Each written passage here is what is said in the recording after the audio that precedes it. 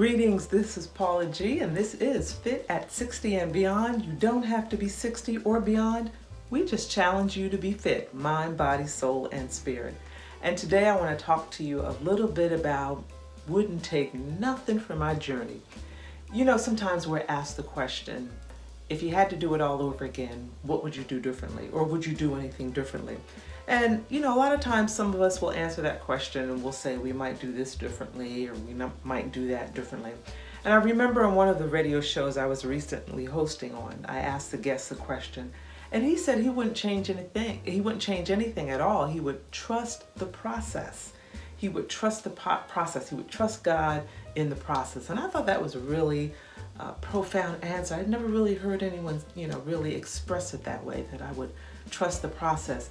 As we each look back, and some of you know that song, as I look back over my life and I think things over, as you look back over your life, you ask yourself, would I change anything?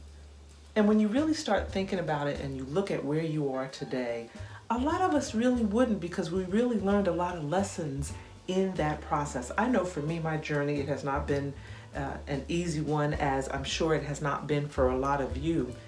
There have been challenges, there have been hurts, pains, tragedies, there have been joys, there have been triumphs, there have been all sorts of things, peaks and valleys.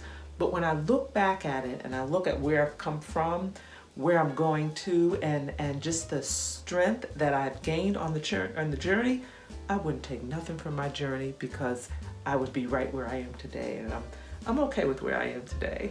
So that's just a little tip. I wouldn't take nothing from my journey. All right, so today, our fitness tip today. In one of the previous sessions, we talked a little bit about stretching before we exercise. I can't get the words out. I got to exercise my mouth. So what I wanted to do today was continue with some of the stretches.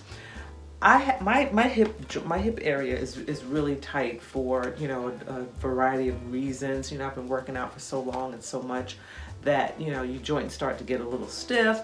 Plus, I don't always do what I'm telling y'all to do, and that's stretch at the beginning and the end of exercises. So one thing that I've learned to do, and actually a physical therapist helped me with this, is stretching out your legs. Stretching out your inner thighs, stretching out your hip areas. So a lot of us do this, right? We stretch from. Can y'all see me? We stretch from one side to the other, right? You stretch from one side to the other. But what you can also do is to open up this hip area, okay? Your feet are facing forward.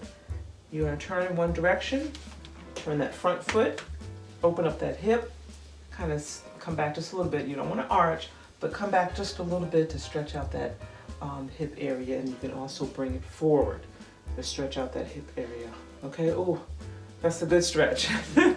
So give it a shot if you have tight hips. Paula G Boys YouTube channel, Fit at 60 and Beyond playlist. You don't have to be 60 or beyond. We just challenge you to be fit, mind, body, soul, and spirit. Until next time, embrace the journey.